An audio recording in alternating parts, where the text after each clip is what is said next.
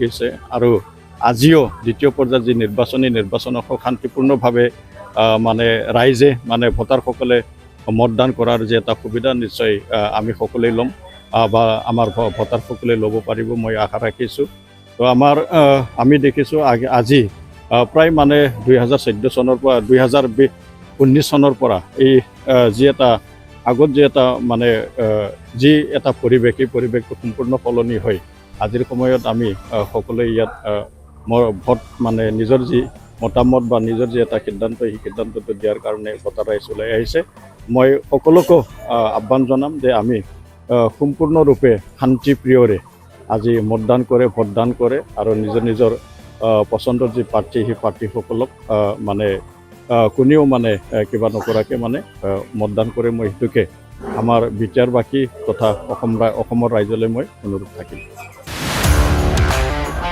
गोजोनथाव खौरां बटचला गोसो गुदुं सुबुंफोरनि थाखाय गोजोनथाव खौरां। क'क्राझार सहराव थानाय दावहारु अट' एजेन्सिया 27 मार्चनिफ्राय 30 एप्रिलसिम बिहुएन ईद धमाका अफार आरो एक्सचेन्ज मेलानि गोबां खाबुफोर होगासिनो दं। दावहारु अट' एजेन्सिनिफ्राय बायगिरि बिथांमोना 7,999 राङावनो लवेस्ट डाउन पेमेन्ट होनानै बाजाज बाइक लानो हागोन।